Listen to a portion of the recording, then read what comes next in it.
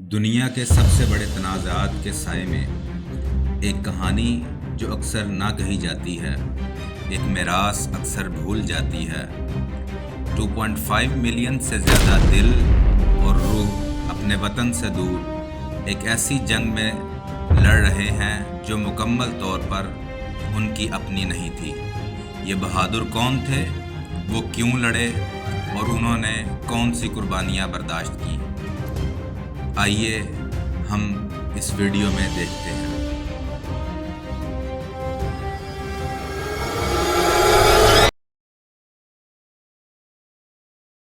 दूसरी जंग अजीम ने सब कुछ बदल दिया। 1939 से 1945 तक इसने दुनिया का नक्शा बदल दिया। इस बड़ी जंग में 25 लाख से ज़्यादा हिंदुस्तानी फौजी थे। वो रज़ाकारों के सबसे बड़े ग्रोहों में से एक थे। ये फौजी सिर्फ जंगजू नहीं थे, बल्कि वो हकीकी हीरो थे। उन्होंने जंग में बड़ा किरदार अदा किया। अपने प्यारों से दूर वो बहुत ही बहादुरी से लड़े। उस वक्त हिंदुस्तान पर बरतानिया का कंट्रोल था। चुनांचे जब बरतानिया जंग में गया तो हिंदुस्तानी फौजियों ने भी जंग की। वो गर्म सहराओं, घने जंगलों, ऊंचे पहाड़ों और समंदर के किनारों पर लड़े। उनकी हिम्मत और मेहनत ने उन्हें बहुत सी लड़ाइयाँ जीतने में मदद की, लेकिन इनकी कहानी मिले जुले जज्बात से भरी पड़ी है। भारतीय फौज एक ऐसे मुल्क के लिए लड़ रही थी जिसने भारत को अपनी गिरफ्त में पकड़ रखा था। साथ ही हिंदुस्तान में बहुत से लोग बरतानिया से आज़ादी चाहते थे। ये फौजी इस बड़ी कशमकश के बीच में फंस गए थे। ये एक ऐसी कहानी है जो आपको बहादुरी और आज़ादी के बारे में सोचने पर मजबूर करती है। दूसरी जंग अजीम में हिंदुस्तानी सिपाहियों की कहानी को सही मानों में समझने के लिए हमें 20वीं सदी के शुरू में हिंदुस्तान की सूरत हाल पर नज़र डालनी होगी। हिंदुस्तान पिंजरे में बंद परिंदे की तरह था जिस पर बरतानिया का कंट्रोल था। अंग्रेज़ों की हिंदुस्तान पर मजबूत गिरफ्त थी जिसने इसकी सियासत, मईशत और सकाफत को मुतासर किया। हिंदुस्तानी लोग बरतानवी राज के तहत रहते थे और बहुत से लोग आज़ादी का ख्वाब देखते थे। इस वक्त हिंदुस्तान में ज़िंदगी मुश्किल थी। ज़्यादातर लोग किसान थे और वो अपना काम पूरा करने के लिए जद्दोजहद कर रहे थे। अंग्रेज़ों ने उनकी बहुत सी फसलें ले ली और उन पर बहुत गलत टैक्स लगाए थे। बहुत से हिंदुस्तानी लोगों ने महसूस किया उनके साथ गैर मुनसिफाना सलूक किया गया और वो तब्दीली के ख्वाह हैं। और आखिर यहाँ महात्मा गांधी जैसी शख्सियात की क़यादत में आज़ादी की पुकार रोज़ बरोज़ बुलंद होती गई। लोग अपने मुल्क पर हुकूमत करना, फैसले करना और आज़ादी से रहना चाहते थे।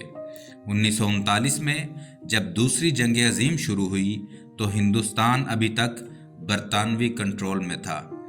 बरतानवी रहनुमाओं ने फैसला किया कि हिंदुस्तान इत्तेहादियों की तरफ से लड़ेगा और यहाँ उन्होंने हिंदुस्तानी लोगों से नहीं पूछा। उन्होंने सिर्फ अपना फैसला सुना दिया। इसने भारतीय फौजियों को एक अजीब जगह पर ला खड़ा किया। उन्हें दूसरे ममालिक में आज़ादी के लिए लड़ने के लिए कहा गया, जबकि उनके अपने मुल्क ने ऐसा नहीं किया। बरतानवी फ़ौज ने हिंदुस्तानी मर्दों को लड़ने के लिए भर्ती करना शुरू कर दिया। वो पूरे हिंदुस्तान से आए थे, बड़े शहरों, छोटे गांवों और मुख्तलिफ मज़ाहब की तरफ से, जिनमें हिंदू, मुसलमान और सिख शामिल थे। बहुत से लोगों के लिए फ़ौज में भर्ती होना पैसा कमाने और अपने ख़ानदानों की परवरिश का एक तरीका था, लेकिन दूसरों के लिए ये इससे ज़्यादा था। ये इनकी हिम्मत और ताकत दिखाने का एक तरीका था और शायद एक तरह से अपने मुल्क के मुस्तकबिल के लिए लड़ने का। इन सिपाहियों को दूर दराज इलाकों में लड़ाइयों में लड़ने के लिए भेजा गया था जिनसे इनका कोई ताल्लुक़ नहीं था। वो बहादुरी से लड़े और मुश्किल वक्त का सामना किया, लेकिन उनके दिलों पर ज़ख्म थे। उन्हें अपने घर और ख़ानदानों की कमी महसूस हुई और वो इस आज़ादी के बारे में सोचते थे जिसके लिए वो लड़ रहे थे। क्या हिंदुस्तान कभी इन ममालिक की तरह आज़ाद होगा जिसके लिए वो लड़ रहे थे या नहीं? یہ دوسری جنگ عظیم میں بھارتی فوجیوں کے دلوں میں یہ سوال تھے۔ یہ الفاظ امید کی نئی کرن اور آزادی کا خواب دیکھنے کے الفاظ تھے۔ جب دوسری جنگ عظیم شروع ہوئی تو زندگی کے تمام شعبوں سے ہندوستانی مردوں کو لڑائی میں شامل ہونے کے لیے بلایا گیا اور ان کا اندراج رضاکاروں اور بھرتیوں کا مرکب بنا۔ بہت سے نوجوانوں نے اسے ایک فرض کے طور پر دیکھا، عزت کمانے اور اپنے خاندانوں کی کفالت کے ایک طریقہ سمجھا۔ کچھ اپنے گاؤں اور قصبوں سے آگے کی دنیا کو دیکھنے کے لیے مہم جوئی کے وعدے سے کھینچے گئے تھے۔ فوج میں شمولیت کا عمل بہت سے لوگوں کے لیے نیا تھا۔ وہ اپنے گھروں سے دور اکثر بڑے شہروں میں بھرتی کے مراکز پر جمع ہوتے۔ یہ مراکز اپنی باری کے امتحان کے انتظار میں مردوں کی قطاروں میں مصروف تھے۔ ٹیسٹ سخت تھے۔ انہوں نے چیک کیا کہ آیا مرد فٹ، صحت مند اور آنے والے چیلنجوں کے لیے کافی مضبوط ہیں یا نہیں۔ بہت سے لوگ واپس چلے گئے، لیکن جو گزر گئے ان میں فخر کا احساس ہوا۔ وہ فوجی بننے والے تھے۔ تربیت اگلا بڑا قدم تھا۔ زیادہ تر بھرتی کرنے والوں کے لیے یہ بالکل نئی دنیا تھی۔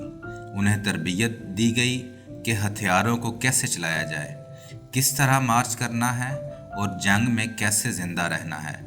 تربیت آہستہ آہستہ سخت سے سخت ہوتی گئی۔ انہیں صبح جلد جاگنا تھا، احکامات پر عمل کرنا تھا اور اپنے جسم کو سخت محنت کا عادی بنانا تھا۔ بہت سے لوگوں کے لیے یہ پہلا موقع تھا جب وہ اپنے خاندانوں سے دور تھے اور انہیں ہندوستان کے مختلف حصوں سے آنے والے مختلف زبانیں بولنے والے نئے لوگوں کے ساتھ رہنا سیکھنا پڑا۔ مختلف مذاہب اور ثقافتوں کے سپاہی اکٹھے ہوئے۔ انہوں نے اپنا کھانا، کہانیاں اور خواب بانٹے۔ ان کے اختلافات کے باوجود وہ ایک مشترکہ مقصد سے متحد تھے۔ فوجیوں کے طور پر خدمت کرنے کے لیے انہوں نے ایک دوسرے پر انحصار کرنا سیکھا۔ لڑائیوں میں ان کی مدد کرنے کے لیے آپس میں مل جل کر رہنا سیکھا۔ جیسے ہی تربیت ختم ہوئی، یہ لوگ اب صرف کسان، طالب علم یا مزدور نہیں رہے، بلکہ وہ ایک عظیم بھارتی فوج کے سپاہی بن کر نکلے تھے جو آگے آنے والے حالات کا سامنا کرنے کے لیے تیار تھے۔ وہ خطرات کو جانتے تھے، لیکن اس کی اہمیت بھی جانتے تھے کہ وہ کیا کر رہے تھے۔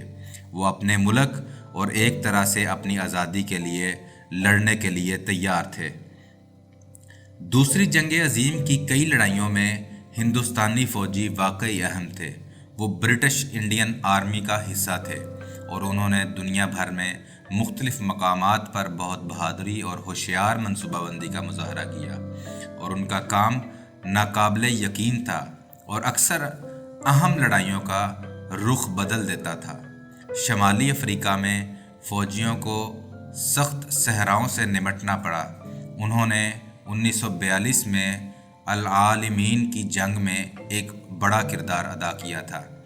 یہ جنگ محوری طاقتوں کے خلاف لڑائی میں ایک اہم لمحہ تھا، جبکہ قیادت مشہور جنرل رومل کر رہے تھے۔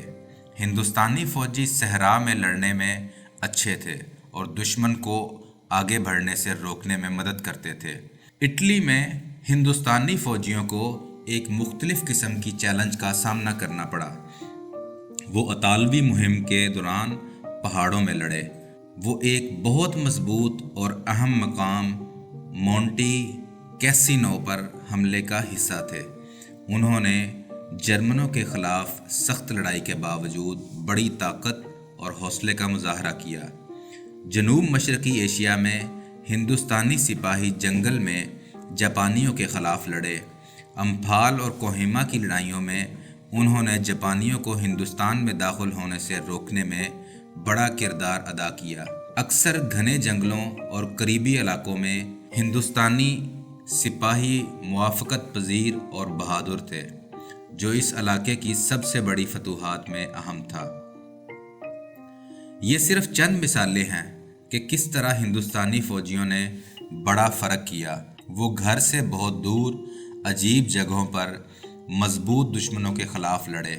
انہوں نے صرف لڑائی ہی نہیں کی، بلکہ انہوں نے سامان لے جانے، تعمیر کرنے اور طبی دیکھ بھال میں بھی مدد کی۔ وہ صرف بڑی تعداد میں وہاں نہیں تھے اور اپنی روح، مہارت اور اپنے مقصد میں یقین کی وجہ سے وہاں موجود تھے۔ دوسری جنگ عظیم میں ہندوستانی سپاہیوں کا کردار فوجی تاریخ کا بہت اہم حصہ تھا۔ وہ بہادر اور ہنرمند تھے اور ان کی قربانیوں نے جنگ کے خاتمے میں بہت اثر ڈالا۔ دوسری جنگ عظیم میں ہندوستانی فوجیوں کا سفر بے پناہ جسمانی اور نفسیاتی چیلنجوں سے بھرا ہوا تھا۔ اپنے گھروں سے دور ان افراد نے نہ صرف جنگ کی ہولناکیوں کا سامنا کیا بلکہ امتیازی سلوک اور اندرونی تنازعات کی تلخ حقیقت کا بھی سامنا کیا۔ میدان جنگ میں بھارتی فوجیوں نے انتہائی برے حالات کا مقابلہ کیا۔ شمالی افریقہ میں انہوں نے صحرا کی تپتی ہوئی گرمی کو برداشت کیا، جہاں ریت کے طوفان ایسے تھے کہ جیسے دشمن نے حملہ کر دیا ہے۔ جنوب مشرقی ایشیا کے جنگلوں میں انہوں نے نہ صرف دشمن کا مقابلہ کیا بلکہ ملیریا جیسی بیماری کا بھی سامنا کیا۔ یورپ میں انہوں نے سردی اور مسلسل بارش کا سامنا کیا، ایسے حالات میں لڑے جن کا تجربہ انہوں نے پہلے کبھی نہیں کیا تھا۔ لیکن شاید جسمانی مشکلات سے زیادہ مشکل جذباتی اور نفسیاتی نقصان تھا۔ بھارتی فوجیوں کو صفوں کے اندر امتیازی سلوک اور نسل پرستی کا سامنا کرنا پڑا۔ انہیں اکثر معمولی کام دیا جاتا تھا اور ان کو ان کے برطانوی ہم منصبوں سے کم معاوضہ دیا جاتا تھا۔ ان کی بہادری اور قربانیوں کو اکثر نظر انداز کیا جاتا تھا۔ مزید یہ کہ ایک گہرا اندرونی تنازع تھا۔ یہ فوجی برطانوی سلطنت کے لیے لڑ رہے تھے۔ یہ وہ طاقت تھی جو ان کے ملک کی آزادی سے انکار کر رہی تھی، اور وہاں بھارت میں ہندوستانی آزادی کی جدوجہد زور پکڑ رہی تھی، جس کی قیادت گاندھی اور نہرو جیسے رہنماؤں نے کی، جنہوں نے برطانوی راج کے خلاف عدم تشدد کی مزاحمت کی وکالت کی۔ اس نے فوجیوں کو اس بہت سی عجیب صورتحال میں ڈال دیا۔ وہ دوسری قوموں کی آزادی کے لیے لڑ رہے تھے، جبکہ ان کا اپنا ملک نو آبادیاتی حکمرانی کے تحت رہا۔ بہت سے فوجیوں نے جنگ میں ان کے کردار پر سوال اٹھایا۔ کیا وہ انگریزوں کی خدمت کر کے اپنے ملک سے غداری کر رہے تھے، یا کیا وہ مہارت اور تجربہ حاصل کر رہے تھے جو آزادی کی لڑائی میں قیمتی ہو سکتے تھے؟ یہ سوالات پوری جنگ کے دوران بہت سے فوجیوں کو پریشان کر رہے تھے۔ دوسری جنگ عظیم میں ہندوستانی فوجیوں کی شرکت نے ہندوستان کی آزادی کی جدوجہد پر گہرا اثر ڈالا۔